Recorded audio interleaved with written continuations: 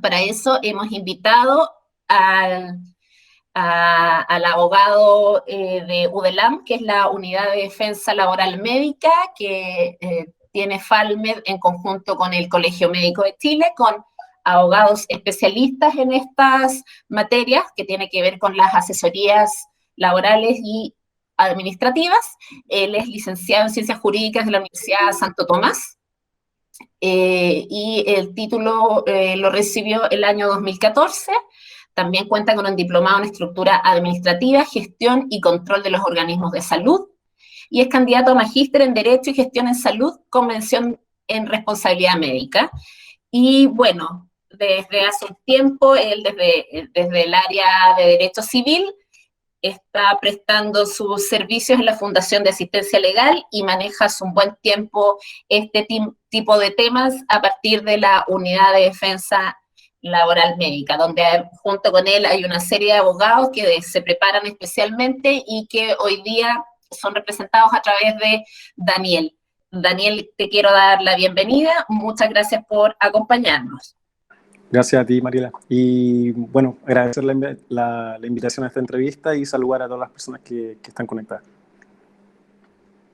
Y el otro invitado, en este caso también más que invitado, ya él es de la casa, el doctor Jorge Lastra. Él es médico de la Universidad de Chile, especialista en salud pública y gestión de establecimientos asistenciales.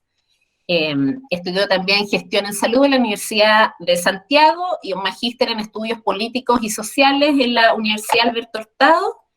Y bueno, el doctor Jorge Lastra ya se ha incorporado a la fundación. Él es el médico director del área de docencia, así que trabajo directamente con él, así que le doy la bienvenida. Y muy gustosa de tener esta conversación con usted también, doctor Lastra. Muchas gracias, Mariela. Muchas gracias a todos los que nos invitan y de verdad para nosotros es bien importante mantener esta relación de trabajo y de contacto con todos nuestros colegas y nuestras colegas, porque creemos que es nuestra responsabilidad estar aportando contenidos que nos ayuden a vivir en general, en general el trabajo médico, pero en particular también esta contingencia que nos ha golpeado de manera tan significativa. Así que muchas gracias. No, ya vemos que ya se nos han sumado muchísimas personas más, así que a todos los que se van conectando, médicos y médicas, bienvenidos, y vamos a comenzar con la primera ronda de consultas que tienen que ver cuáles son las condiciones para un reintegro seguro, protegido.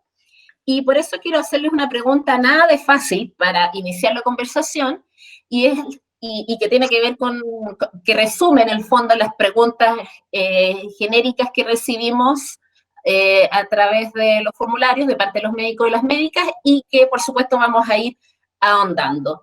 ¿Cuáles consideran ustedes que son las condiciones mínimas que hay que considerar para un retorno laboral seguro?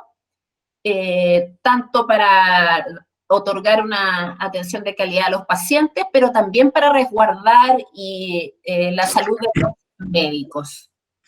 Primero entonces le voy a dar la palabra a nuestro abogado y luego al doctor Lastra. Bueno, gracias, Mariela. Bueno, en cuanto a cuáles son las condiciones que se deben considerar para un retorno laboral seguro, tanto para pacientes como para médicos, la ley establece que estas condiciones son todas aquellas necesarias para proteger eficazmente la vida y la salud de los trabajadores y también de los usuarios o pacientes. Por lo tanto, estas condiciones van a ser aquellas que dictamine o dicte, mejor dicho, la autoridad sanitaria, ¿ya?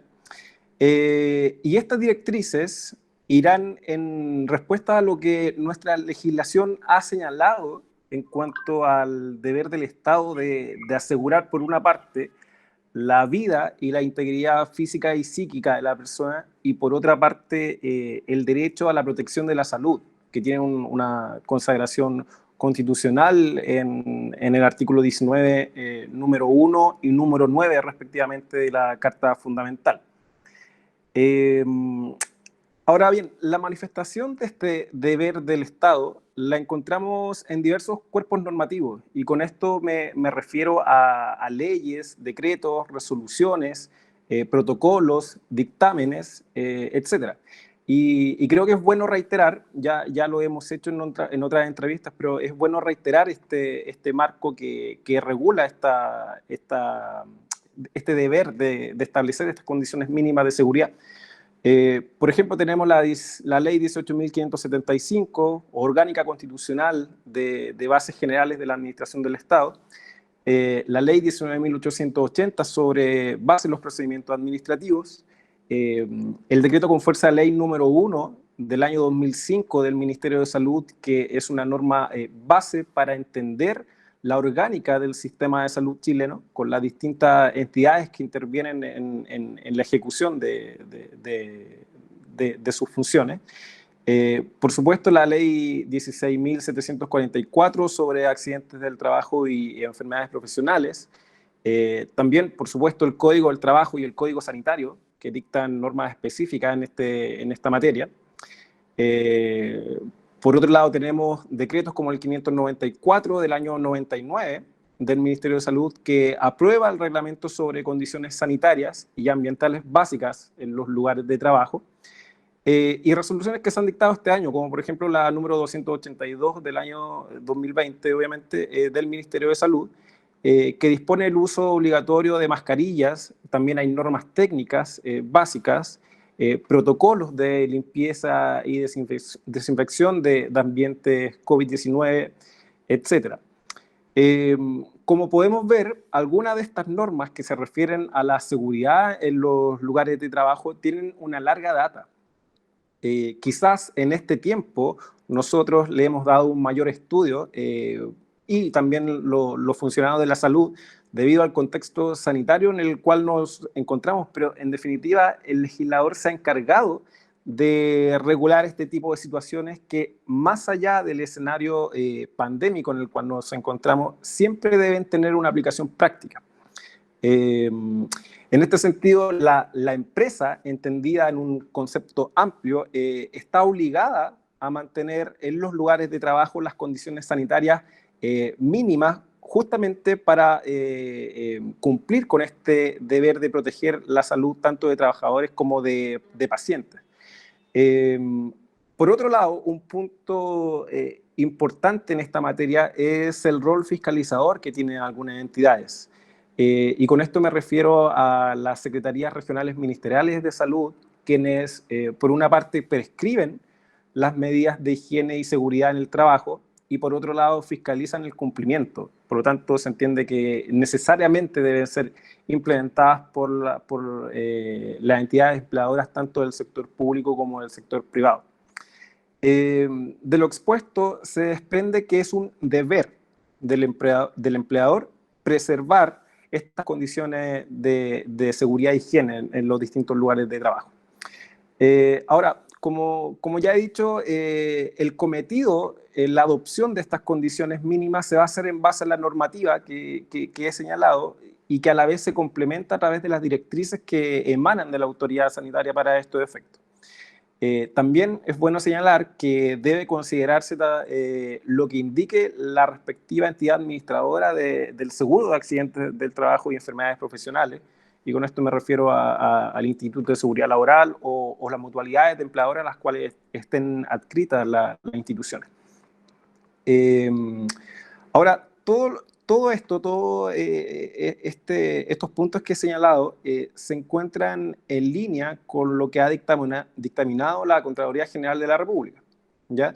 Que para el ámbito público ha señalado que son los órganos de la administración del Estado las que deben adoptar las medidas y ejercer las facultades que la ley les confiere, con la finalidad justamente de proteger la vida y la salud de sus servidores, evitando así una exposición innecesaria de estos a un eventual contagio, y de resguardar la continuidad del servicio, a su vez de procurar el bienestar general de la población. Y aquí se presenta un tema bien interesante y que está íntimamente ligado al título de esta entrevista. Y digo esto porque el Estado, de alguna forma, debe conjugar, por una parte, la protección de la salud de sus servidores y de la población en general, y por otro lado, otorgar las prestaciones que en algunos casos van a retomarse una vez que se vuelva al trabajo presencial, para así dar una efectiva continuidad al servicio. Y creo que ahí está el desafío de coordinación y gestión por parte de las jefaturas superiores y de los empleadores. A su vez, todo esto también implica una responsabilidad personal también para el funcionario de la salud, pues si bien es la autoridad o los empleadores los encargados de establecer estas condiciones mínimas para un trabajo seguro, también es cierto que los trabajadores deben ser sumamente estrictos en el cumplimiento de estos protocolos que sus jefaturas y la autoridad sanitaria determinen. Y en tal sentido debe entenderse que la continuidad en la labor de salud, la coordinación que se haga para estos efectos, también va de la mano con el cumplimiento de estas directrices por parte de los funcionarios, porque la idea no es retroceder en cuanto a las prestaciones que se deben seguir otorgando y perder recurso humano en ese sentido. ¿Ya? Eso es lo que puedo señalar a modo introductorio. Muchas gracias, Daniel. Doctor, lo dejo a usted para que nos dé una introducción al tema. Primero yo creo que esta es una pregunta bien fundamental, porque si uno mira cómo está evolucionando el fenómeno pandémico, lo que observa son al menos dos cosas que en medio de esta incertidumbre uno puede adelantar. La primera es que en todas partes del mundo se han producido rebrotes, por lo tanto hay que estar atento a eso, digamos, y de hecho nosotros en estas últimas semanas tenemos un aumento del 10% de la circulación viral en el número de casos, ¿no? Entonces tenemos un primer escenario amenazante que tiene que ver con que el virus sigue circulando y provocando nuevos casos. Y la segunda condición es que si uno hace una mirada un poco más larga, en el último mes, lo que observa es que tenemos lo que algunos expertos denominan una pandemia en cifras elevadas, vale decir, la mantención de una situación en la cual la circulación en cifras relativamente significativas, 500 casos alrededor de 500 casos en la metropolitana y alrededor de 1.800, 2.000 casos en el país, digamos. Eso determina de que las posibilidades de que este escenario amenazante se prolonga en varios meses más es ciertamente muy real y por lo tanto es necesario tenerlo en cuenta a la hora de ver cómo nos empezamos a aproximar a dar respuestas en materia de salud a situaciones en las cuales obviamente tenemos que empezar a responder. Tenemos una prolongación en la atención que ha sido ya provocadora de situaciones de salud preocupantes para las personas y para nuestra población, y por lo tanto pensar en cómo enfrentar este escenario en condiciones de protección, tanto para nuestro personal, para nosotros mismos, para los equipos con los que trabajamos, y por cierto para la población, es un desafío frente al cual no podemos eludir una respuesta. Esa es la mala noticia, digamos. La buena noticia es que de alguna manera también, al pasar de estos meses, ya tenemos algunas evidencias que nos dan cuenta de cómo poder enfrentarla en condiciones de seguridad y protección para todas y para todos. Por lo tanto, creo que se establece un escenario en donde necesariamente tenemos que dar respuesta a esta condición, y por otro lado tenemos algunos elementos de juicio hoy día a propósito de cómo enfrentarla de mejor manera. Eso a modo de introducción, yo creo que hay una serie de interrogantes muy específicas que yo no sé si te parece, Mariela, las abordamos al tiro o bien vamos desenredándolas cada una de ellas a partir de esta hebra central, que es que tenemos que protegernos, tenemos una condición de prolongación de este escenario, tenemos necesidad de responder a las necesidades de la población. Yo iba camino de la cocina, así muy de villano y todo, buscarme una taza de leche, me dice, y de la receta con mascarilla, ¿por qué andas con mascarilla? Y me dice, chuta, me devolví. Uy, estoy tratando de silenciar, pero no. Sí, estamos ahí. Espera, bien. Ahí. La intimidad aparece de una manera brutal en estos escenarios, pero yo creo que es parte de lo que tenemos que aprender y convivir e incluso celebrarlo, ¿no? Porque con tanta distancia de pronto poder entrar en los espacios más íntimos también nos llena un poquito el corazón, así que bienvenido eso también para compartirlo y convivirlo. Entonces yo diría que ese es el marco en el cual me gustaría, yo creo que hay cuestiones de orden práctico en las cuales tenemos que empezar a detallar, pero no sé si te parece que partimos al tiro con eso o ya, ok, partimos al tiro con eso. Yo diría que lo primero que hay que tener en cuenta en este escenario es que la entrada, la puerta de entrada en cualquier establecimiento público, privado, de atención, de prestación individual o de prestación institucional, debe tener una segregación que nos permite identificar a la entrada condición de riesgo versus condición de no riesgo de quien accede. Y eso está establecido en los protocolos, en lo que se llama la segregación de ingresos. Evidentemente, hoy día, dada la situación epidemiológica, cualquier cuadro respiratorio en cualquier tipo de población es riesgo de COVID y por lo tanto debiéramos tener accesos segmentados al ingreso. A partir de los datos que la gente nos pueda aportar, a partir de señaléticas que nos identifiquen eso, pero yo diría que eso es lo primero. Si hay alguien que tiene alguna condición de riesgo por síntomas, por antecedentes de dónde vive, cómo se desplaza, etcétera, debiera tener una condición de segregación para que todos sepamos cuál es el camino que debe recorrer. Yo diría que esa es la primera de las reglas. Y si nosotros tenemos, no sé, un centro de atención oftalmológica, evidentemente eso es mucho más grave y mucho más importante establecerlo de antemano porque ese no es el espacio donde hay que atenderlo y si hay una condición de salud en esa especialidad que determina necesariamente que debe ser atendido a pesar de que presenta antecedentes de ese tipo, eso también debe estar segregado en la atención. Yo diría que esa es como la puerta de entrada a cualquier conversación.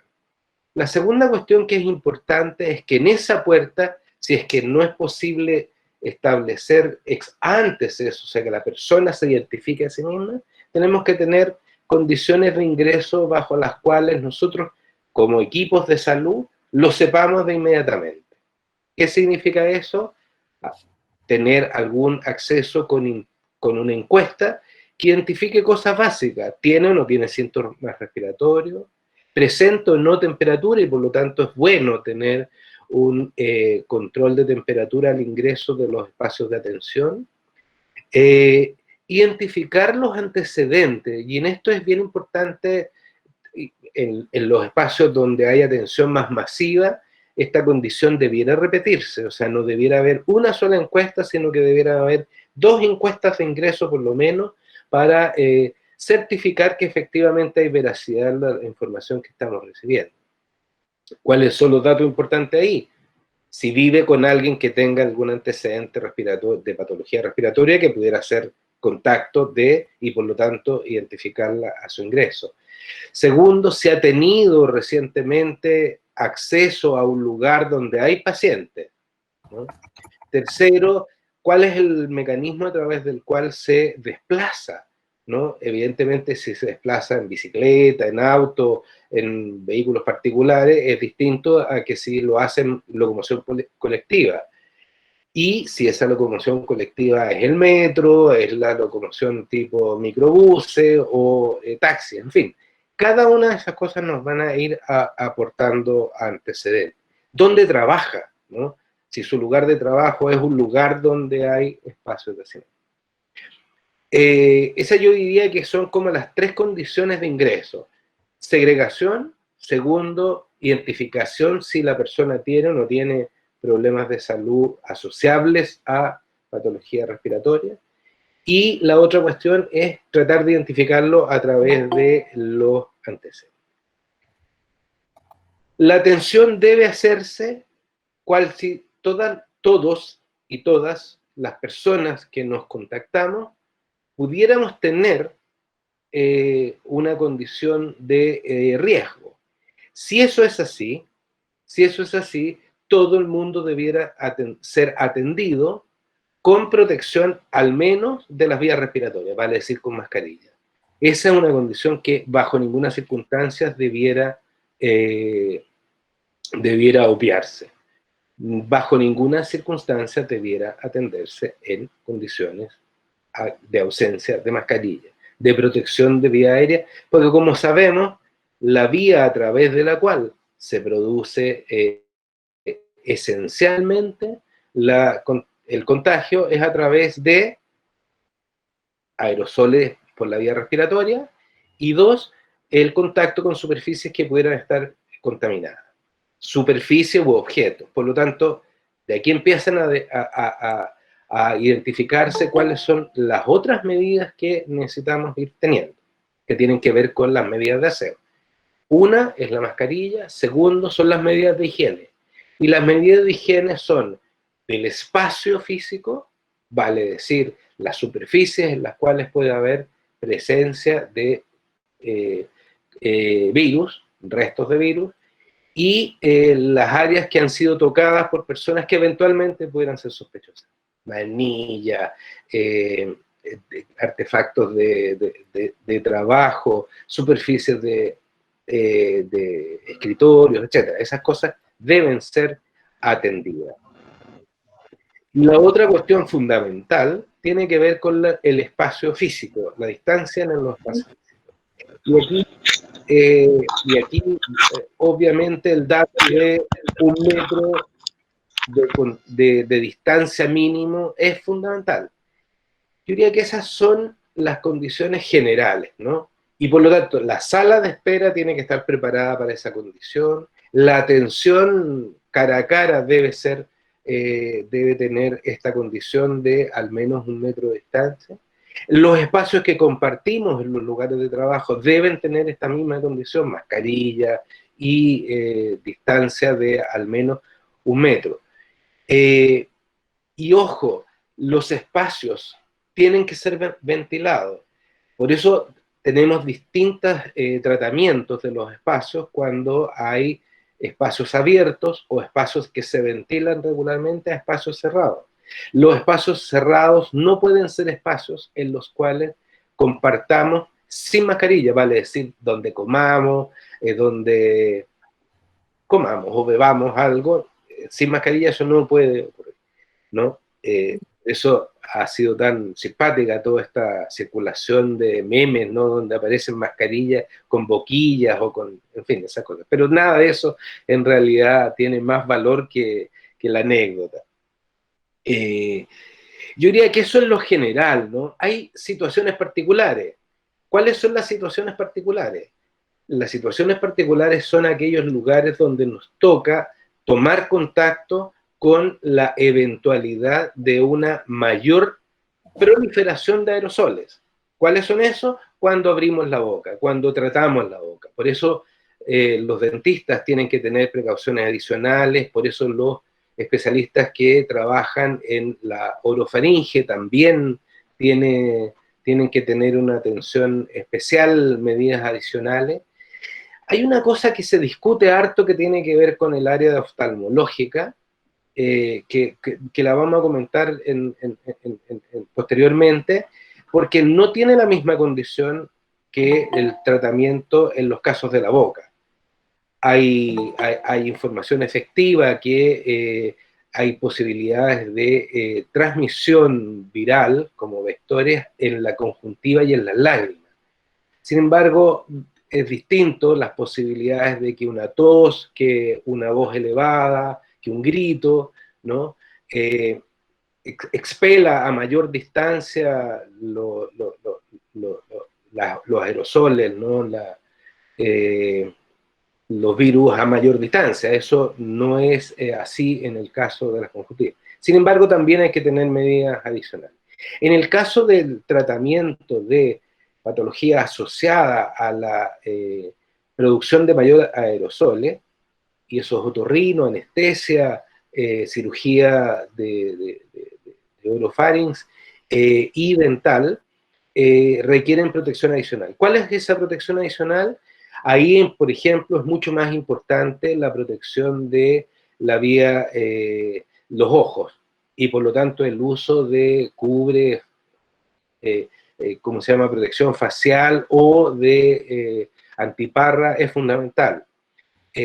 Segundo, esos espacios tienen que ser aseados con mucho mayor frecuencia y regularidad y tienen que tener mecanismos de extracción de presión positiva, de presión negativa, idealmente con filtros EPA para evitar que circule en el resto de los espacios.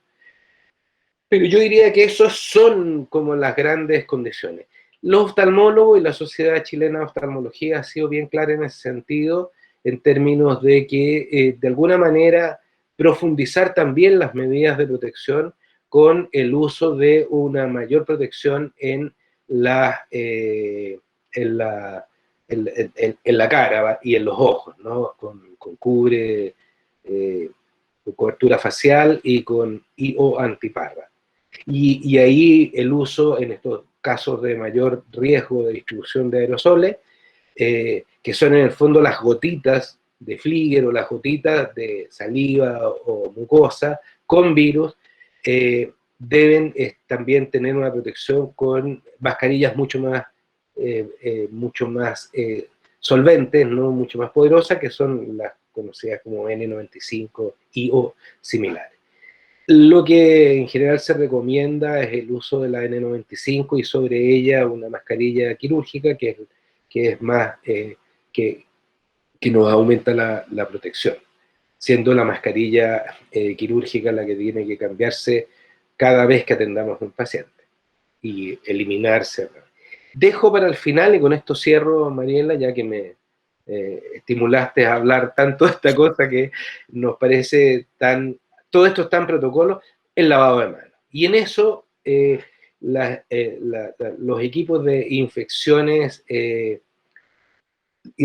asociadas a la atención en salud, mucho más que el uso de guantes, que es lo que hace, que es lo que algunas recomendaciones plantean el uso frecuente de manos.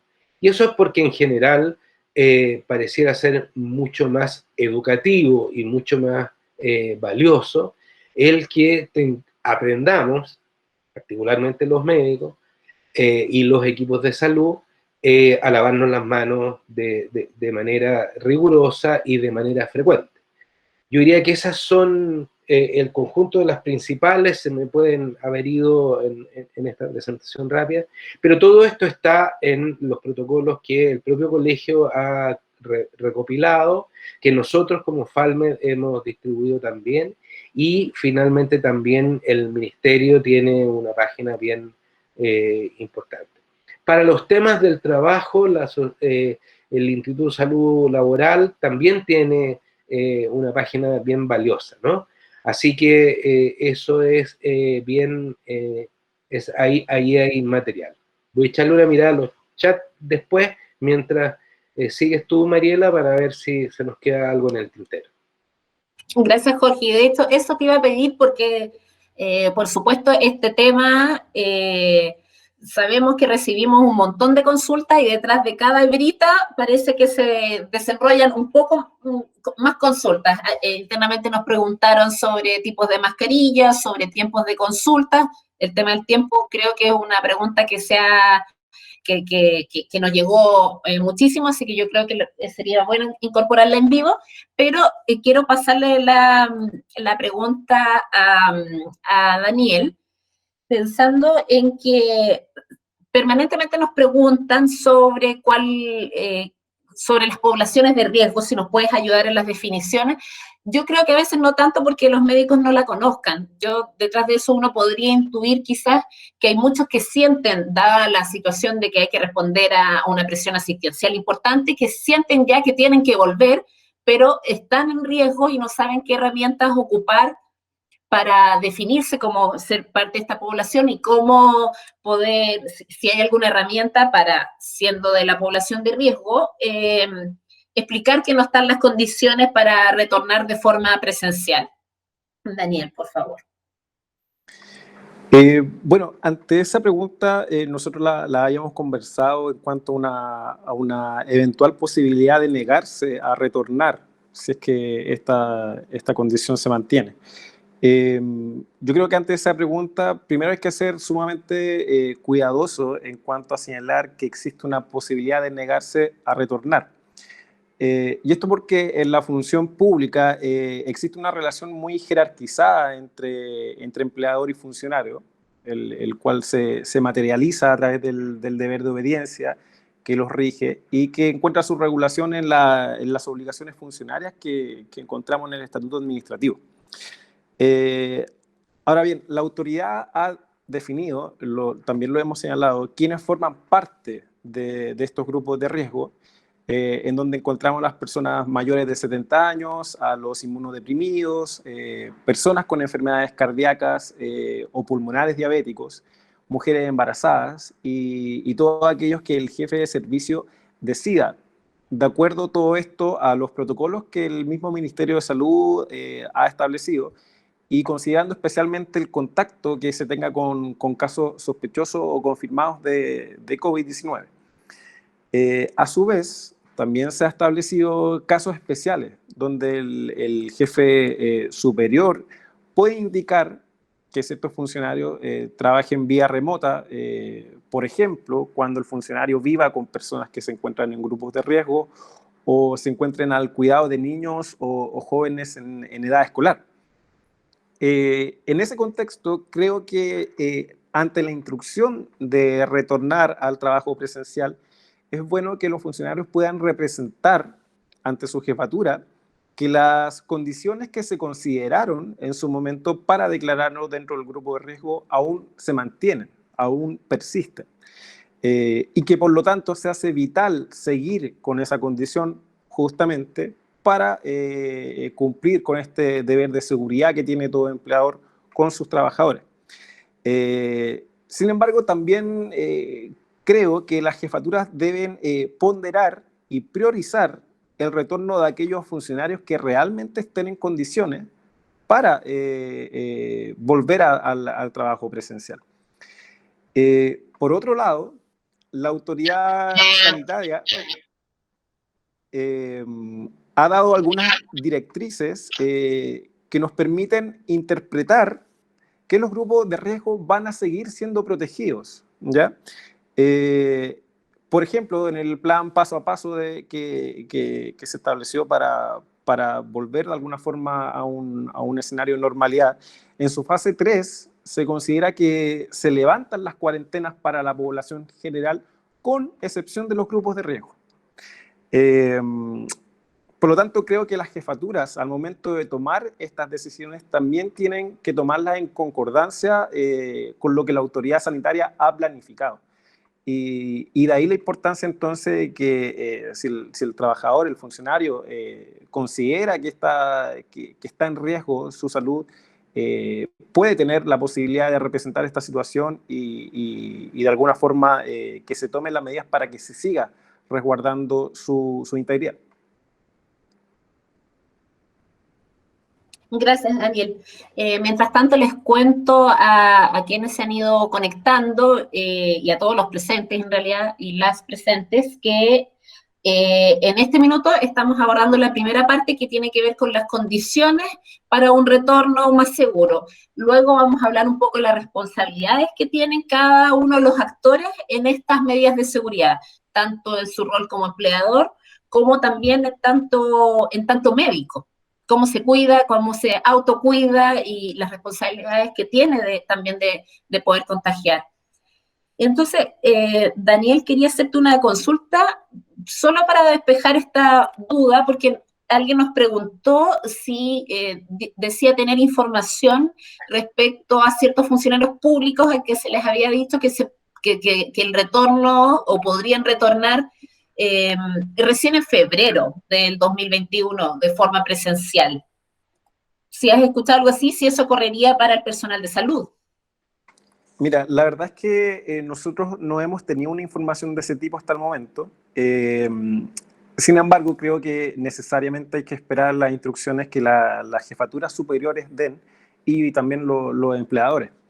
En este caso, también creo que es bueno sugerir que sean los propios funcionarios quienes se acerquen a su jefatura e intenten indagar esta información. Sin olvidar que cualquier decisión de esta índole que tome la jefatura de un organismo público debe quedar manifestada por escrito a través de resoluciones, ¿ya? Es súper importante este punto porque existe una obligación legal de ello. Está establecido en la ley 19.880, que indica que las decisiones escritas que adopte la administración se deben expresar necesariamente por medio de actos administrativos o resoluciones. Y es tan importante, y haciendo un nexo con lo que conversamos previamente, es tan importante que se materialice a través de resoluciones esta decisión, que una vez que se dictan estos actos administrativos, también nace el régimen recursivo que los funcionarios tienen para intentar impugnar estas resoluciones si es que consideran que no están dictadas conforme a la ley, ¿ya? Por eso es súper importante exigir que estas decisiones se manifiesten por escrito por parte de la autoridad. Gracias, Daniel. Qué bueno mencionarlo y aprovecho ahí de recordarles, o sea, nos gustaría profundizar en cada una de estas materias y el tiempo, por supuesto, está dedicado a darles la mayor cantidad de información y sensibilización sobre estos temas, pero recuerden que está UDELAM para estos casos en específicos donde ustedes requieran este tipo de asesoría, efectivamente, para cuando sientan que hay un incumplimiento también. Recuerden que está la unidad de defensa laboral médica.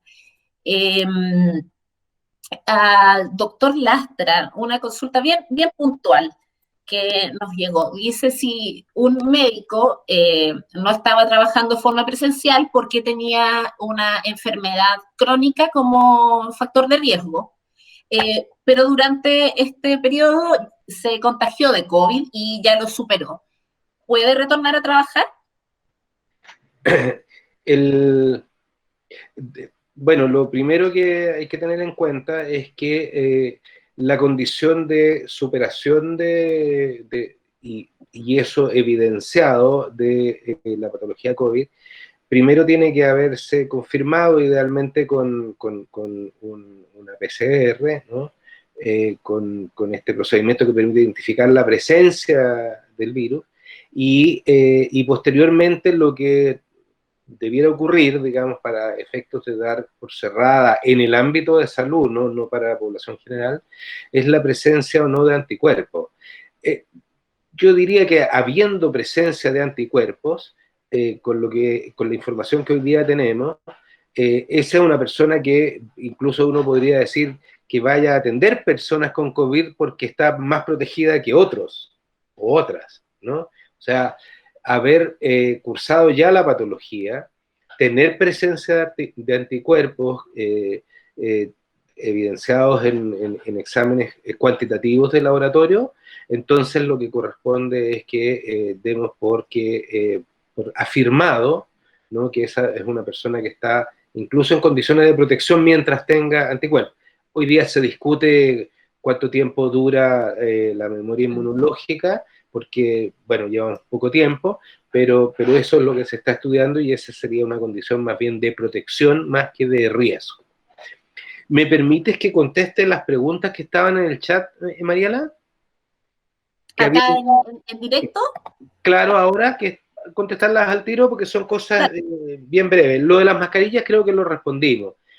Evidentemente en presencia de tener responsabilidades con el tratamiento o cuidados de pacientes COVID deben ser protegidos con mascarillas, tanto el paciente con mascarilla, tanto como los funcionarios, los y las funcionarias, con protección ocular y protección de vías respiratorias con N95. Eso es lo que debiera ocurrir cuando tenemos certeza de estar atendiendo pacientes de esas condiciones. La segunda cuestión que preguntaban era a propósito de una situación de obras en un centro de salud familiar. Ojo, las condiciones de mitigación que deben tener todas las obras civiles en el ámbito de salud deben tener todas protección de mitigación, en este caso por otro tipo de gérmenes, en concreto por hongos, aspergilos, que producen patología respiratoria, especialmente sobre población susceptible, y por lo tanto las medidas que deben tomarse ahí, independientes de COVID, debieran ser superiores a las que se requieren para la atención de pacientes COVID, ¿se entiende, no? O sea, no hay ninguna, situación que obvíe la obligación de mitigar las obras en cualquier establecimiento de salud, teniendo en consideración el riesgo de distribución de los hongos que están en las antiguas construcciones y que pueden producir patología muy grave en población inmunosuprimida. Por lo tanto, ahí eso, con COVID y sin COVID, las medidas deben ser rigurosas en esa materia.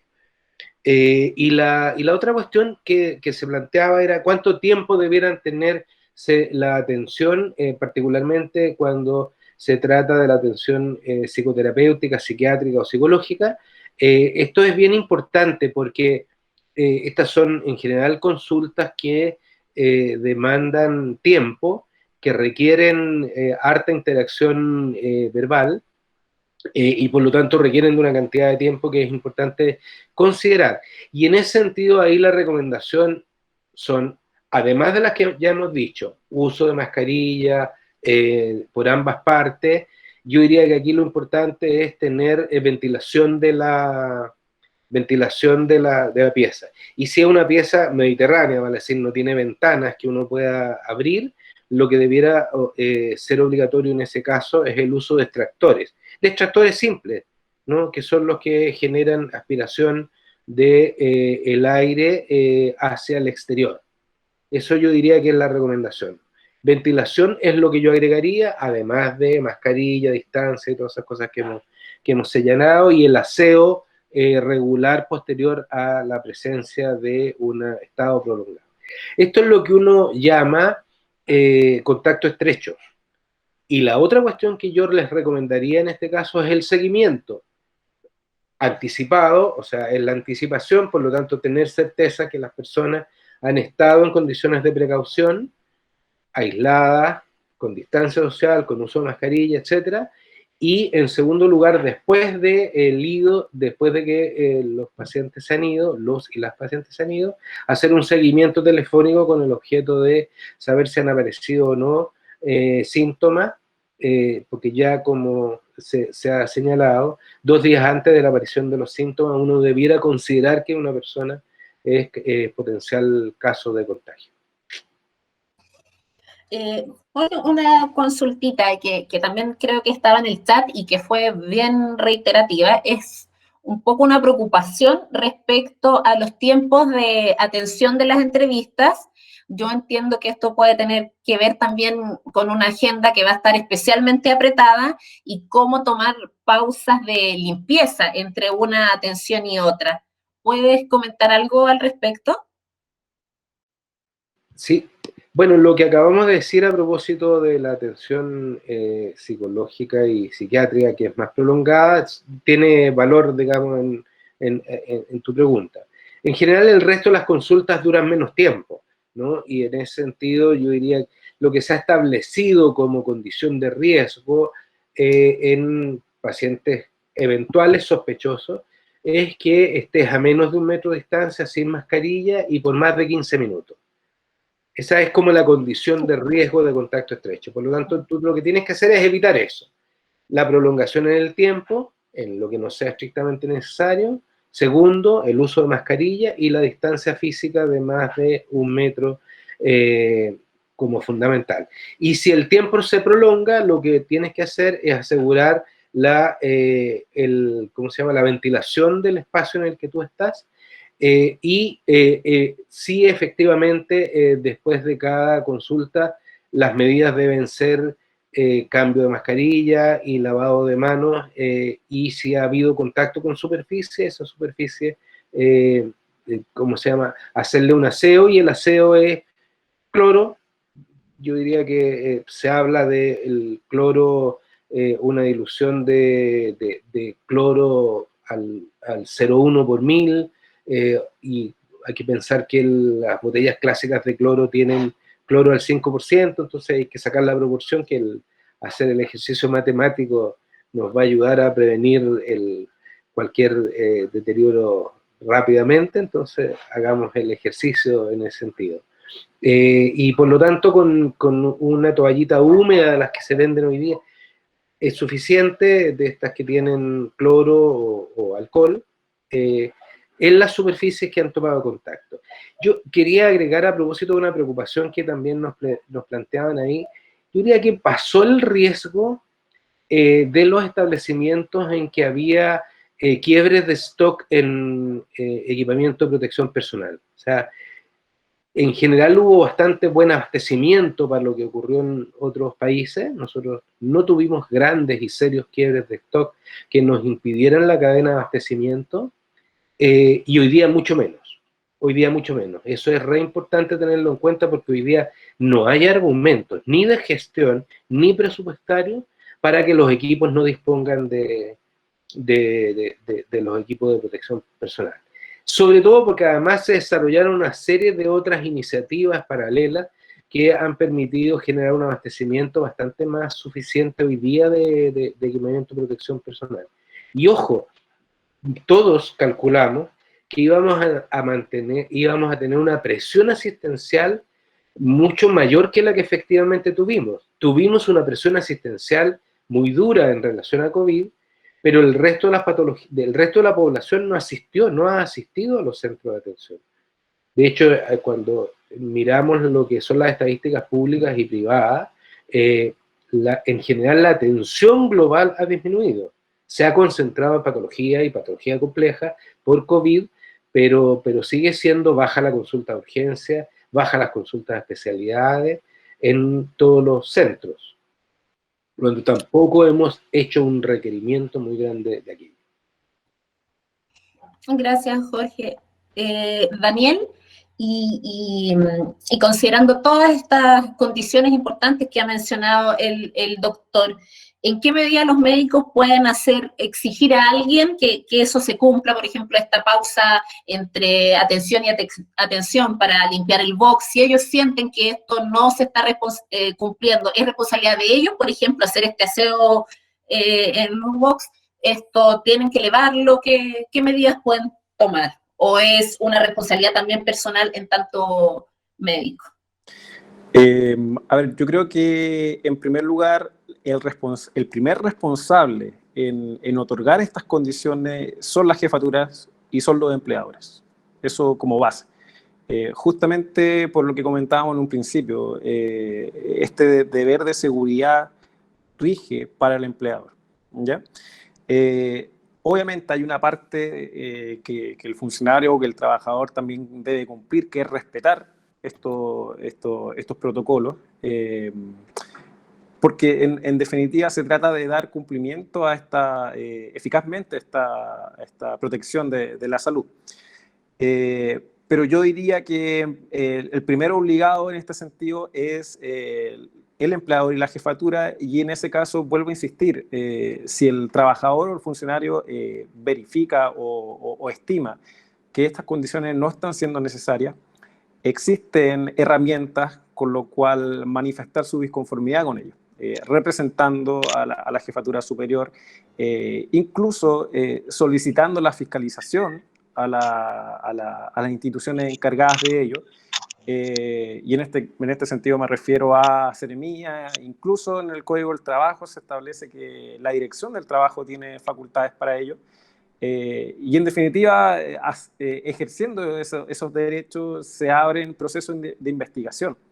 que finalmente tendrán que determinar las responsabilidades que acarrea el no implementar de modo adecuado estas condiciones sanitarias y de higiene.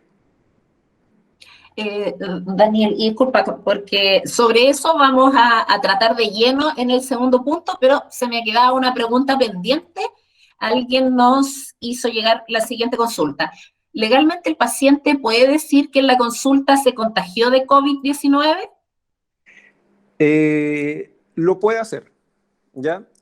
La fundamentación legal de esta denuncia la podemos encontrar, por ejemplo, en la ley 20.584 sobre derechos y deberes de los pacientes, en donde se señala que toda persona tiene derecho a que en el marco de la atención de salud que se le está brindando, los miembros del equipo de salud y los prestadores institucionales cumplan justamente con las normas vigentes en el país y con los protocolos que se establecen en materia de seguridad del paciente y de calidad en la atención de salud, ¿ya?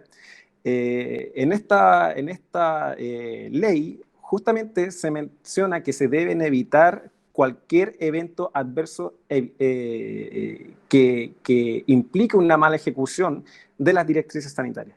Yo creo que en base a esa normativa es posible que el paciente reclame o denuncie de un posible contagio dentro de un establecimiento. Ahora bien, también es bueno aclarar que si es que se presenta esta denuncia, esto no quiere decir que porque se efectúa, la situación se encuentra comprobada y asumida.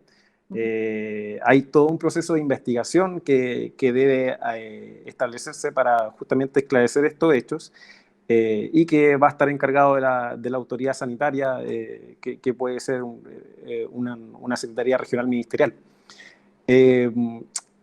Ahora, sin perjuicio de ello, esta situación que puede producirse, una denuncia o un reclamo, nos vuelve a reiterar la necesidad de ser estrictos con las condiciones que también deben cumplirse en las consultas médicas en esta materia.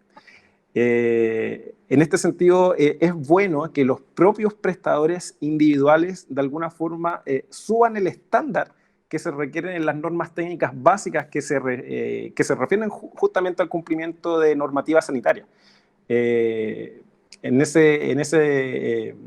esa situación se entiende que muchas veces los prestadores individuales o los que tienen a cargo consultas también requieren ejercer esa labor, pero es bueno y obviamente recomendable que cumplan a cabalidad con los protocolos que la autoridad determine, porque de no hacerlo se arriesgan a sumarios sanitarios que finalmente los va a hacer volver a cerrar su consulta y no poder ejercer esta función. Gracias, Daniel. Y con eso ya nos has dado el puntapié inicial y entramos de lleno al segundo tema que queremos tratar durante esta entrevista, que no se preocupen, es el segundo y último tema, excepto un par de otros al final, pero que tiene que ver con las responsabilidades de cada uno, en tanto hay médicos que son prestadores efectivamente, son empleadores, y aquí teníamos una consulta, al principio también se la voy a traspasar al doctor Lastra, porque y era algo pendiente que teníamos de esta entrevista. Tenemos muchos médicos, médicas que se nos conectan y que son de trabajo de consultas privadas, y que nos dicen, por ejemplo, que ellos son ya mayor de edad. Es el caso de la persona del chat, más de 75 años, ginecólogo, que trabaja solo, y dice, ¿es recomendable que vuelva a trabajar? ¿Y qué medidas adicionales podría tomar si pudiese volver? Doctor Jorge Lastra, usted habló bastante de las medidas, no sé qué le diría a este médico. Yo quisiera colgarme un poco de lo que dijo Daniel, que por cierto lo comparto plenamente en términos de las responsabilidades que él ha señalado, pero yo quería agregar también que cada uno y cada una de nosotros tenemos responsabilidades también en materia de resguardo. Es distinta porque es una responsabilidad en un espacio de responsabilidad menor, sin embargo, desde el punto de vista ético, y también desde el punto de vista normativo, al menos en la administración pública, tener preocupación por ser riguroso en el cumplimiento de normas e instrucciones, como dice la hoja de calificaciones nuestra en el sector público, implica evidentemente hacerse responsable de ser usuario regular de medidas de protección. Fíjense ustedes que cuando uno mira la pirámide de riesgos, en los espacios donde las posibilidades de contagiarse son mayores, todavía sigue siendo en todo el mundo los establecimientos públicos, los establecimientos de salud, los que tienen menor riesgo, justamente porque hemos ido adquiriendo prácticas desde siempre, ¿cierto? Tenemos falencias en eso, pero tenemos más historia de cautela en medidas de protección para nosotros y para nuestros pacientes y sus acompañantes, lo que nos hace menos riesgosos. Y por lo tanto creo que eso está dado básicamente también por las responsabilidades individuales. Yo les señalaba que desde el punto de vista logístico y desde el punto de vista de gestión y desde el punto de vista de recursos, hoy día no debería haber en ningún espacio déficit de insumos de equipamiento de protección personal. Por lo tanto hay que estar atento a eso. Por un lado, en hacer un uso adecuado de ellas, pero también, y eso es importante, en hacer resaltar cuando hay carencia de aquello. Y me cuelgo de la pregunta que se señalaba que había aquí a propósito de Fuerzas Armadas y Servicios Públicos. Por supuesto, la primera responsabilidad es al superior jerárquico hacerle ver estas falencias cuando no se han cumplido. Y existen otros espacios que en el sector público es la Contraloría General de la República, que es el espacio superior al cual podemos acudir en circunstancias en cuando no haya una respuesta adecuada de... Jorge, te perdimos, parece, la conexión. Mientras esperamos que vuelva el doctor, Daniel, a lo mejor puedes profundizar tú también respecto a cómo evitar que se filtren estas denuncias. Esa es la preocupación de la doctora, pero en realidad, ¿dónde se realizan? La ginecología. Era la pregunta sobre ginecología, ya me acordé. Bueno, yo creo que la ginecología... Volvió el doctor. ¿Yo me había perdido? Sí. Pero yo estaba muy activo aquí, entonces... Está en una dimensión desconocida. Claro, estaba en el limbo. Oye, no, la ginecología no presenta, ojo, porque hemos señalado que son las conjuntivas, son los aerosoles, las gotitas de Flieger, ¿no? Las principales, y las superficies de contacto. Eso no cambia en ginecología. Hay estudios que señalan que también en otras secreciones, particularmente en las deposiciones, se pueden encontrar hasta 2 meses después de presentar la patología la presencia de trazas virales. Pero hasta aquí la información que existe es que son trazas y no necesariamente son contaminantes. De todas maneras, durante el periodo de estado de la enfermedad, debiéramos tener cautelas con esas secreciones. No hay otras secreciones, no hay evidencia de que otras secreciones puedan ser portadoras.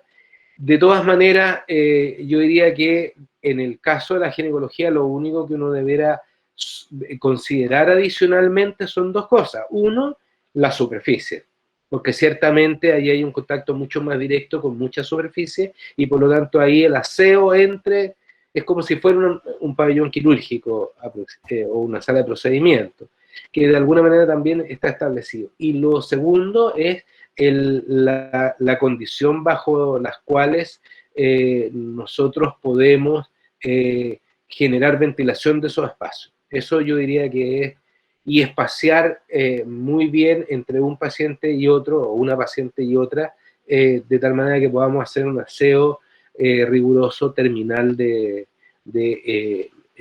el espacio, no de la entrevista, sino que el espacio de la consulta ginecológica, del procedimiento de observación del canal vaginal. Gracias, Jorge. Esperamos que no te vayas de nuevo al limbo. Daniel, te iba a preguntar, quedamos con esta consulta de la doctora respecto a dónde realizar las denuncias por escrito en los casos de hospitales públicos y Fuerzas Armadas y de Orden. Sí, Bueno, al respecto, si bien la ley establece un régimen recursivo donde se establece la presentación de recursos ante la misma autoridad, existen entidades especializadas también que pueden fiscalizar esta materia. Ya habíamos dicho que las secretarías regionales ministeriales cumplen un rol fundamental en este sentido, como fiscalizadores justamente de los protocolos de seguridad que se dicten. También habíamos dicho que en el sector privado es posible acudir a la Dirección del Trabajo, hacer una denuncia de este tipo. Por otro lado, la Contraloría General de la República también ha hecho una labor bastante extensa en esta materia. Cuando estábamos preparando esta entrevista, pude revisar muchos dictámenes de Contralorías regionales que justamente solicitan e instruyen a las jefaturas de hospitales a tomar las medidas y cumplir finalmente con este deber del Estado que hablábamos en un principio. Y nosotros también, por otro lado, como técnica jurídica, por así decirlo, siempre tendemos a sacar esta situación de la resolución que pueda darse en el mismo hospital y llevarlo a una entidad independiente, ya que muchas veces tiene mayor fruto en cuanto al resultado que se puede obtener. Pero las entidades están, como digo, Seremi, Dirección del Trabajo, Contraloría, en esas entidades donde se tiene que presentar por escrito un eventual reclamo en estas materias. ¿Y pueden hacerlo los médicos solos o requieren ahí de un abogado para hacer esta tramitación, Daniel? En cuanto a la asesoría, obviamente es recomendable que lo hagan por intermedio de abogados, sin perjuicio de que no es necesario que se represente a través, por ejemplo, de un patrocinio. Pero claro, siempre es necesaria la asesoría y en ese caso, como tú decías hace un rato, nosotros en la unidad constantemente revisamos situaciones de este tipo. Tenemos una base de jurisprudencia que puede avalarnos la fundamentación de estos reclamos, así que siempre es bueno. Para un mayor éxito. Claro, para un mayor éxito acudir a esta asesoría. Perfecto, Daniel. Y en el caso del médico que tiene su consulta privada, es él quien tiene la obligación de entregar los EPP a todos los funcionarios, tanto médicos como no médicos, por ejemplo, tiene responsabilidades con su secretaria. Claro. Sí, en ese sentido, al formar parte del sector privado, hablamos de que el empleador es quien tiene este deber, ¿ya? Volvemos a insistir en lo mismo, se trata de un deber del Estado, finalmente, y con esto me refiero tanto al sector público como el sector privado. El Ministerio de Salud dicta normas y protocolos que también deben respetarse tanto en el sector público como en el sector privado. Y en este sentido recae principalmente en el empleador el cumplir con esta obligación. También habíamos señalado, y es bueno reiterarlo, que de no hacerlo, tanto trabajadores como pacientes tienen la posibilidad de establecer reclamos, presentar reclamos, si consideran que una entidad privada de salud no cumple con los protocolos que se han establecido. Y como te digo, volvemos a reiterar que es bueno cumplirlo a cabalidad, porque someterse a un proceso sumario sanitario, me refiero, en esta materia y en este contexto en el que nos encontramos es bastante complejo, ¿ya? Se trata finalmente de, como yo señalaba en un principio, conjugar tanto el deber de protección como también la continuidad del servicio. Y más allá de que sea aplicable también, y sobre todo en la función pública, en el sector privado también se otorga esta prestación que es esencial en cualquier sociedad. Entonces, de ahí que se hace necesario cumplir a cabalidad con estas instrucciones. Gracias, Daniel. Jorge, ¿quién consideras tú cuáles son las obligaciones personales que tiene el médico para no contagiarse, teniendo en cuenta que aún es alta la tasa de COVID, digamos? Algo habías mencionado tú, si nos puedes reforzar. Claro. Quería comentar antes un chat de la doctora Ballesteros, en que señala que hay algunos casos, de la misma manera como también nos habían señalado antes, de que hay algunas situaciones en las cuales era posible que con anticuerpos positivos reaparecieran casos. Sí, efectivamente, se está estudiando la posibilidad de que hayan mutaciones entre un caso, en el caso 1 y el caso 2, y eventualmente los anticuerpos en ese caso no fueran efectivos. Sin embargo, hasta aquí el número de casos que en esa situación se han documentado con cierto nivel de rigurosidad y certificación todavía son más bien excepcionales. Efectivamente podría haber mutación y eso no está descartado, sin embargo hasta aquí es excepcional. Lo mismo a propósito de la descripción de casos en los cuales otras secreciones pudieran ser vectores de patología, sí, pero todavía debiéramos afirmar categóricamente que las grandes vías de diseminación son a las que le hemos puesto mayor atención, digamos, que tienen que ver con las gotitas de Flieger y la instalación de esas gotitas de Flieger sobre la superficie o las áreas de contacto, y las lágrimas también en alguna posibilidad en los casos de presencia de conjuntivitis de origen viral. De cualquier manera, digamos, son situaciones que hasta aquí todavía son más excepcionales que habituales, digamos, ¿no? Yendo a tu pregunta, yo diría que la primera responsabilidad es conocer exactamente los riesgos, conocer cuáles son las medidas de protección y hacer uso adecuado de esas medidas de protección. ¿Qué significa eso? Saber cuáles son, un poco lo que hemos estado compartiendo aquí, ¿no? ¿Cuál es la información que hoy día existe? En este caso, lo importante de la información no solo es conocer la información que anda circulando, sino también concentrarse en la información que tiene evidencia. Porque en situaciones de crisis, incertidumbre, la circulación de información incierta, veraz o fake news es muy intensa, y por lo tanto hacer discriminación respecto de qué tiene base y sustentación y qué no tiene, ¿no? Porque el riesgo que entremos en pánico es muy grande, y el pánico, por cierto, es un tipo de ánimo, de emoción que nos bloquea, digamos, a tomar medidas y decisiones adecuadas. Esa es la primera. La segunda es conocer cuál es el acceso de aquellas situaciones, ¿no? ¿Dónde están los EPP? ¿Dónde están depositados los EPP a los cuales yo puedo acceder, etcétera? Y tercero, estudiar muy bien cuáles son las fórmulas para hacer uso adecuado de estos elementos.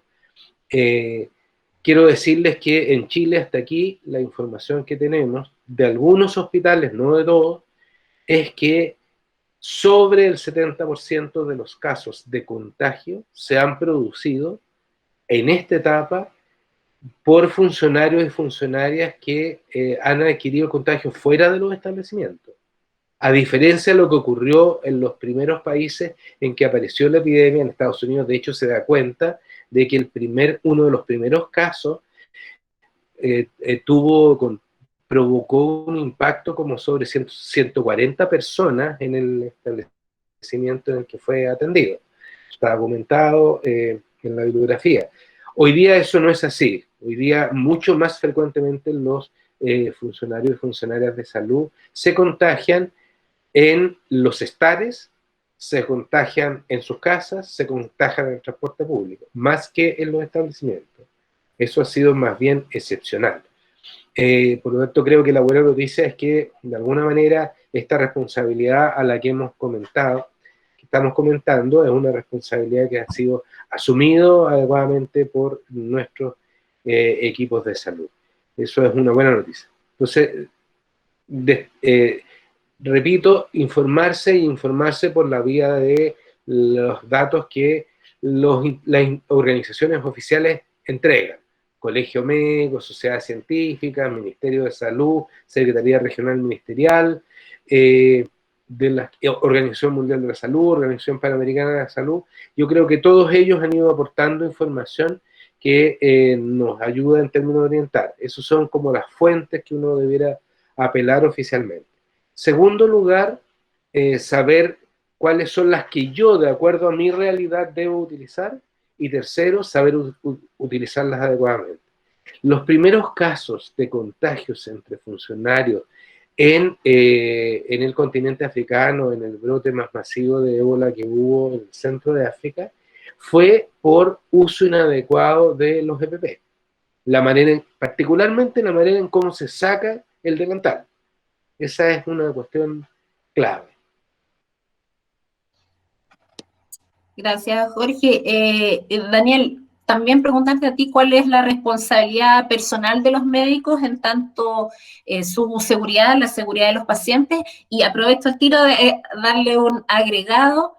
Hemos hablado harto respecto a dónde denunciar. Acá doy el dato en el chat, el doctor Reyes mencionaba también el rol de las OIRS. No sé si ahí puedes acotarnos algo, Daniel, pero en general, ¿cuál es la responsabilidad que tiene el médico en tanto funcionario de hacer o de representar estas situaciones también? Creo que ahí se puede mencionar también la responsabilidad que tiene, a lo mejor no escalar de inmediato a una gran denuncia y a judicializar. En realidad, esto es un trabajo en equipo de que se quiere dar una mejor seguridad y, por tanto, ¿qué elementos consideras tú para no llegar a lo mejor a la denuncia tan máxima? El médico, ¿qué puede hacer para en su espacio también representar cuáles son los problemas que impiden una atención segura? Sí, mira, en ese sentido, como habíamos señalado también, si bien existe una obligación por parte de la jefatura y del empleador de establecer estas condiciones de seguridad, estas condiciones no van a tener ningún efecto si es que el funcionario también asume, o no asume, mejor dicho, una obligación personal de cumplir ya con estos protocolos.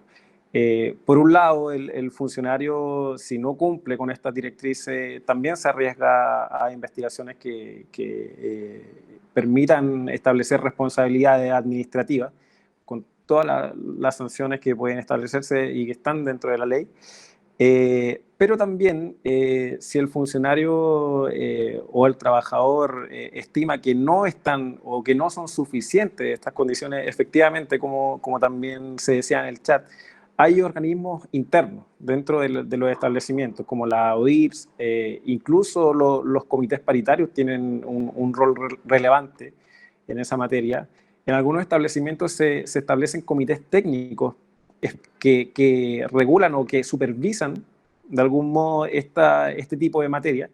Y como bien tú decías, esas instancias también están y también hay que aprovecharlas para, de alguna forma, dar a conocer discrepancias que puedan existir entre los trabajadores y el empleador en cuanto a las medidas que se están tomando para dar efectivo resguardo a la salud tanto de trabajadores, de funcionarios de la salud, como también de los pacientes y de sus familias también. Sí, finalmente, dentro de un establecimiento conviven muchas personas y la finalidad de estos protocolos directrices es resguardarlo a todos ellos. Y estabas hablando un poco también de la fiscalización y de la supervisión. ¿Quién debe supervisar el cumplimiento del aseo y mantenimiento en los sitios de trabajo, Daniel? Bueno, la respuesta a esa pregunta puede surgir de lo que ya estábamos hablando. Las jefaturas pueden establecer que ciertos funcionarios cumplan con esta función de supervisión, pero como te decía, también existen comités especializados que también pueden ejercer este rol de supervisión y de fiscalización de algún modo. No sé si con un rol o con una facultad de establecer alguna sanción, pero sí de al menos supervisar que todas estas medidas de aseo, lo que hablaba el doctor Lastra de que se cumpla también con los tiempos necesarios entre atención y atención para que se higienice un lugar donde se está realizando la prestación de salud. Estos comités técnicos son los encargados de supervisar esa materia. Yo creo que es bueno también considerarle un rol importante en esta situación que se puede presentar. Perfecto, muchas gracias. Y con esto voy a hacer 2 preguntas finales y vemos si es que nos alcanzamos a responder al chat. Si no, nos pueden dejar las preguntas y, como les decíamos, las contestamos a través de correo electrónico o por teléfono. También para el abogado, ¿existe un marco que permita al MinSal supervisar el cumplimiento de las normas de seguridad en el área privada? A ver, en cuanto a un marco de la autoridad sanitaria para el área privada, como señalaba hace un rato, este deber de seguridad es una tarea del Estado finalmente, ¿ya? Y aquí se integra obviamente el sector privado. En cuanto a un marco, tenemos que el decreto con fuerza de ley número 1 del año 2005 del Ministerio de Salud indica que será precisamente esta entidad la encargada de formular, de fijar, de controlar las políticas de salud, como pueden ser aquellas que se refieran a normas de seguridad y que se deben implementar para afrontar el escenario sanitario en el cual nos encontramos. Por su parte, este mismo decreto con fuerza de ley establece que serán las secretarías regionales ministeriales, como ya hemos dicho reiteradamente, quienes tienen la función de velar por el cumplimiento de las normas, planes, políticas y programas que la autoridad sanitaria establezca. A su vez, también va a tener la obligación de ejecutar estas acciones que correspondan justamente para la protección de la salud de la población, por los riesgos que se produzcan en el medio ambiente. También existen normas en el Código Sanitario, en el Código del Trabajo, que se refieren a esta materia, pero en cuanto a la pregunta, si el Ministerio de Salud tiene facultades para supervisar estas condiciones en el área privada, yo diría que en base a este decreto con fuerza de ley número 1 del año 2005, se puede encontrar la fundamentación para requerir esta supervisión en el sector privado. Gracias, Daniel. Y te voy a seguir bombardeando una pregunta, a ver que no se me escapaba. Mira, iniciamos la conversación con esta pregunta, entonces como aparece de nuevo, para que no queden dudas, ¿cuándo se puede obligar, entre comillas, al funcionario con factores de riesgo a volver a sus labores presenciales? Bueno, los factores de riesgo, como yo decía hace un rato, han sido bien resguardados por parte de la autoridad, ¿ya? Yo considero que se ha tenido un cuidado respecto a cuándo será factible y será seguro que estas personas que pertenecen a estos grupos vuelvan al trabajo presencial. Como yo también comentaba hace un rato, el ejercicio de las facultades discrecionales que tiene la autoridad en el sector público deben ejercerse en concordancia también con la planificación que el Ministerio de Salud ha hecho en esta materia. Como yo ponía como ejemplo hace un rato, en este plan paso a paso, los grupos de riesgo hasta etapas avanzadas siguen siendo resguardados y siguen siendo una excepción en cuanto a la apertura o la baja de las cuarentenas que se han establecido. La autoridad tendrá que tomar la medida en el momento que estime pertinente. Sin embargo, vuelvo a reiterar que independiente de este deber de obediencia que al menos en el sector público existe, el funcionario siempre tiene la posibilidad de representar ante la autoridad que no están las condiciones dadas para volver a este trabajo presencial. Como te decía, si estos argumentos que se tomaron en consideración al momento de incluirlo dentro del grupo de riesgo se mantienen en la actualidad, lógicamente es fácil deducir que esta decisión debe mantenerse, ¿ya? Se entiende a su vez de que existe una necesidad de contar con el recurso humano para de alguna forma retomar algunas prestaciones de salud que han quedado postergadas por esta pandemia. Pero si el funcionario o el funcionario en el sector público es de la idea de que no está en condiciones de hacerlo, siempre está al menos la posibilidad de impugnar la instrucción o de representar ante su jefatura para justamente que esta condición de grupo de riesgo se mantenga. Gracias, Daniel.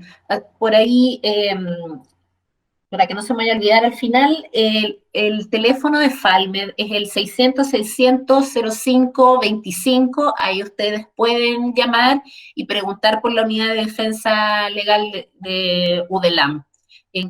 Porque han salido muchos casos que seguramente van a presentarles dudas y van a contar con las asesorías de los abogados. Y la última pregunta que le quiero hacer al doctor Lastra, si es que está ahí todavía, doctor, ¿seguirá siendo válido y potenciado el teletrabajo para los funcionarios de salud? ¿Qué considera usted, tanto para el personal administrativo como para el trabajo médico a distancia? Ya estamos en proyecciones. Sí. Primero voy a saludar al doctor Osorio, que está haciendo preguntas ahí en el chat, estoy respondiéndoselas directamente, doctor. Pero gran amigo y trabajamos juntos, así que no podría dejar de comentarlo. Yo creo que si conectamos el comienzo y el final de esta sesión, tu pregunta viene a ser un súper buen cierre, digamos, de este escenario que describíamos al comienzo, ¿no? Y la razón por la cual debiéramos estar trazando la continuidad en este escenario de permanencia de la pandemia en nuestro país. Y el teletrabajo, por cierto, es una herramienta en general, pero en particular también en el área de salud que no debiéramos dejar de considerar como una estrategia de gran valor para el trabajo asistencial. Hemos tenido dos entrevistas, se las recomendamos, ahí Pedro, que ha estado tan activo contestando el chat, las podría agregar si es que no las ha agregado ya, que se refieren por un lado a las condiciones bajo las cuales debiéramos trabajar y una segunda en donde uno de nuestros colegas generó nos abrió el mundo a las posibilidades que la telemedicina nos puede aportar. Por cierto, con todas las condiciones de regulación, de consentimiento informado, de reconocimiento de sus limitaciones, de sus ventajas y desventajas, pero, por cierto, es una herramienta que no debiéramos dejar de utilizarla, tanto por la coyuntura y porque es una opción súper válida para darle continuidad a la atención, particularmente a los pacientes crónicos. Ahí está lleno de experiencias, hay un par de decenas de años ya que se ha ido acumulando evidencia y experiencias que pueden ser utilizadas en este sentido y que por lo tanto debiéramos considerarla permanecer. Yo creo que las autoridades de alguna manera han ido dando señales lentas, un poco a trasmano de repente, pero han ido avanzando, primero en la arancelización que estableció FONASA, en algunas regulaciones y reconocimientos que se han hecho en el ámbito público para que esa pueda ser reconocida como una actividad válida, incluso en algunas patologías GES. Por lo tanto, creo que hemos ido avanzando y ganando en este terreno una posibilidad que debiéramos, por cierto, como lo hemos hecho tantas veces en nuestra formación, aprender también de esta nueva herramienta. Lo hicimos con la laparoscopía, lo hicimos con los termómetros, lo hemos hecho con miles y miles de herramientas que la tecnología nos ha ido poniendo a nuestro servicio y esta no es diferente. y por lo tanto debiéramos incorporarla en ese sentido. Yo creo que en un escenario de incertidumbre en el que nos encontramos, yo creo que es importante clavar algunas banderillas de certidumbre. Una es esta. Por cierto, el trabajo a distancia es un trabajo que debiéramos explorarlo y explotarlo lo más posible, repito, con todas las condiciones de seguridad, cautela, consentimiento informado, identificación de limitaciones que tenemos que hacer, pero hay que tenerla a la mano. Segundo, vamos a tener, y esto para tratar de responder algunas preguntas que se han señalado, no hay ninguna posibilidad de volver a la, comillas, normalidad. Tenemos que volver a la presencialidad. Primero tenemos que tratar de explotar la telemedicina como un recurso, ya lo señalamos, y debiera prolongarse y extenderse. Segundo, la presencialidad va a ser menos eficiente que la que teníamos antes, porque vamos a tener que generar atenciones a menos personas, porque los espacios de espera que tenemos están limitados a el aforo que teníamos antes. Tenemos que mantener espacios mucho más distantes entre las personas, que permita la distancia entre las personas, y eso son menos personas. Segundo, vamos a tener que utilizar recambios de recursos entre paciente y paciente como no lo hacíamos antes. A propósito de la pregunta que el doctor Osorio hacía, efectivamente, si yo tengo a la atención en paciente que puedo certificar con certeza que no están contagiados o no son contagiosos, ¿no? Claro, podemos usar delantal común y corriente o ropa, ojo, ropa que sea distinta de la que usamos en nuestras casas o en nuestro transporte. Tiene que ser ropa adecuada para la atención, que es la ropa quirúrgica o el delantal. Pero si hay riesgo de que atendamos pacientes en COVID, con patología COVID, debiéramos utilizar delantales. Delantales, mascarilla quirúrgica que la reemplazamos en los tiempos que los protocolos indican, y antiparras. Los lentes ópticos no son protección. Está evidenciado de que tienen los espacios laterales, claro, salvo que uno usa unos lentes muy grandes, ¿no? Pero que sean del porte de un cubrefaz, ¿no? De cubrecara, ¿no? Pero las antiparras y los cubrecaras son los recomendados en este caso. Entonces protegerse en mucosa conjuntiva, protegerse vía aérea y protegerse en la ropa, sobre todo porque nuestra responsabilidad es protegernos, pero también proteger a nuestros pacientes. Ojo, ahí hay una responsabilidad ética que no debiéramos nunca dejar de tener presente. Nosotros nos preocupamos del equipamiento de protección personal para nosotros, para nuestros compañeros y compañeras de trabajo, pero sobre todo para no contagiar a nuestros pacientes. Esa es una precaución que tiene valor en ese sentido, que no hay que perderla nunca de vista, ¿no? Nosotros tenemos que generar cuidados a quienes atendemos. Las medidas que estamos definiendo y describiendo tienen que ver con esa doble responsabilidad, ellos y nosotros. Eso, Mariela, creo que con todo. Yo agradecer la invitación de nuevo en la despedida. Pero quiero sí darles un 30 segundos más a cada uno para cerrar. Yeah. Siempre es bueno ahí, es que quiero darle la palabra también a Daniel para que cierre, después a ti, Jorge, y tomando en cuenta, se vienen semanas de actividades fuertes como las fiestas patrias, después vamos a tener un evento del plebiscito, donde, bueno, algunos comentarios acá llegaron, y mientras vemos eso, también vemos cifras que dicen que hay estudios de que se están acelerando los contagios en algunas zonas del país. Entonces, creo que es muy pertinente esta entrevista, y en ese sentido darles unos 30 segundos, si puede ser, para reforzar el mensaje de por qué consideramos tan importante este cuidado y la implementación de medidas seguras para este retorno presencial.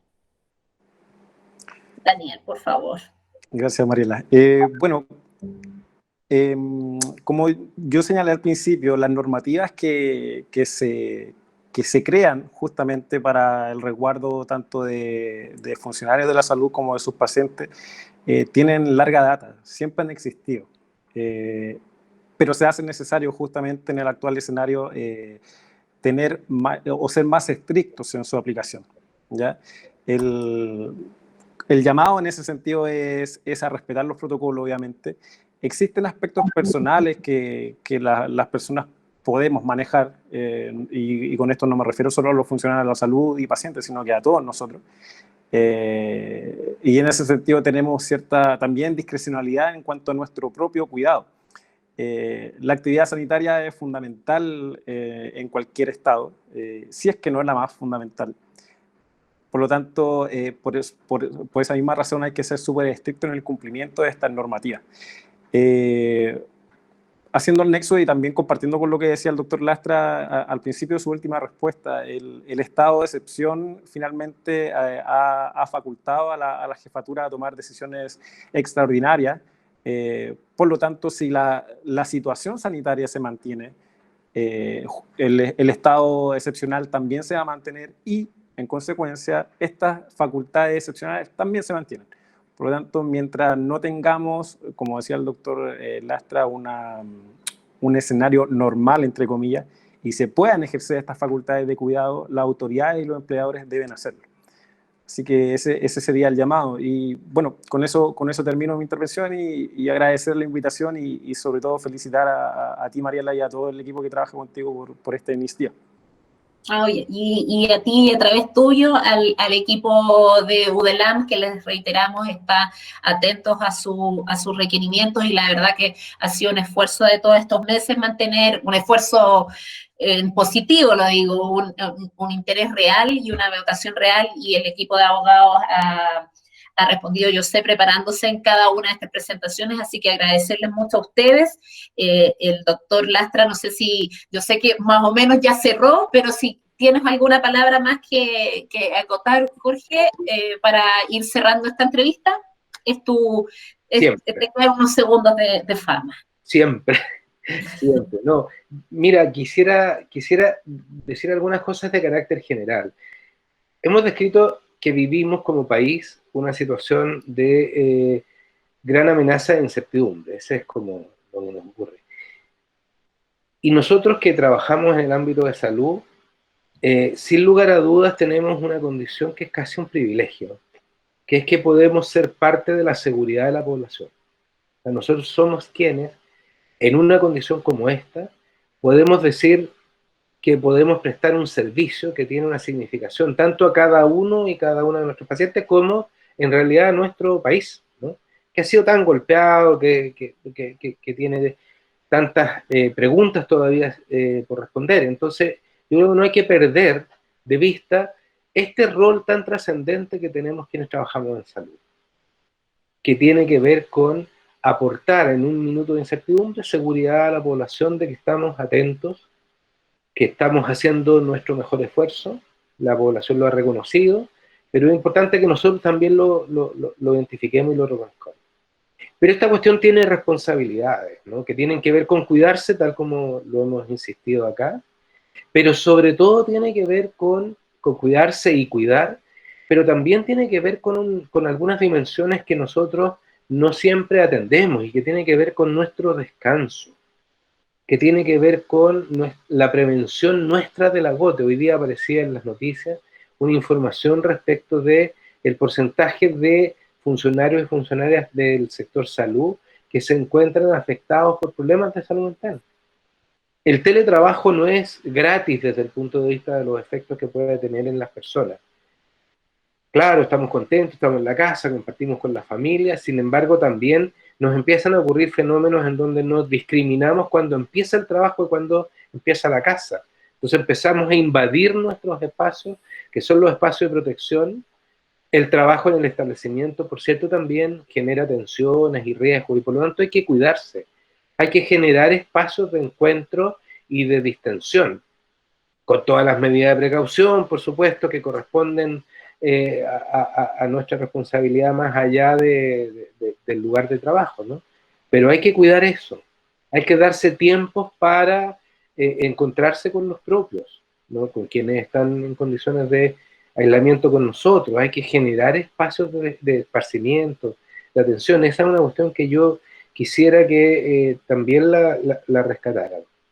¿Y por qué? Porque efectivamente en algún minuto vamos a ser requeridos de nuevo, probablemente con presión asistencial mayor, y es mejor estar conscientes del rol que tenemos, habiéndonos cuidado adecuadamente y por lo tanto estar prestos.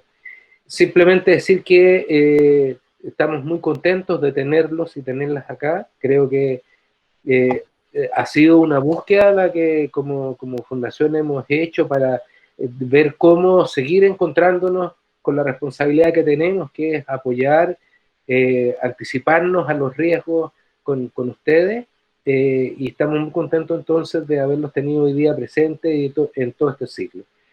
Tenemos una próxima sesión que Mariela ya la ha comentado y que seguramente la va a destacar, pero a partir de octubre le daremos continuidad a estas entrevistas, así que de antemano los y las invitamos, porque creemos que es un espacio también de gran valor para todas y para todos. Gracias, María. Gracias a ti, la verdad, Jorge. También quiero hacer la mención a Pedro, que está hoy día especialmente activo en el chat, y con eso les doy el dato, les reitero, para nosotros es muy importante su retroalimentación, así que al final de esta entrevista les vamos a enviar una encuesta de satisfacción, pero recuerden que también hay otros canales donde se pueden comunicar con nosotros y aprovechemos las plataformas. Por favor, se pueden suscribir a nuestro canal de YouTube, Falmet Comunicaciones, también nos pueden seguir en Twitter, Falmet Chile, y estamos ahí permanentemente subiendo información y además contándoles de las actividades educativas. Como bien dijo el doctor Lastra, el 24 de septiembre nos vamos a reencontrar con el tema de consideraciones éticas y legales en las relaciones de los equipos de salud. Para eso esperamos contar además con la participación de la jefa del área del Departamento de Ética del Colegio Médico de Chile y por supuesto también con un abogado, así que los esperamos para ese jueves y luego vamos a retomar ya en octubre, donde según cómo estén las contingencias estamos abriéndonos la posibilidad de no solo revisar temas de COVID, sino quizás abrirnos a otros temas siempre que sean del interés de ustedes. Así que habiendo dicho esto, también agradecer la alta participación, lo que nos han podido acompañar y atentos a sus inquietudes para mantener este trabajo que para nosotros es tan importante y que esperamos que llegue a la mayor cantidad de médicas y médicos. Muchas gracias. Nos vemos entonces el 24 de septiembre. Que tengan unas bonitas fiestas patrias. Nos cuidamos entre todos, con harto ánimo, con harto cariño. Nos encontraremos entonces en 15 días más. Muchas gracias.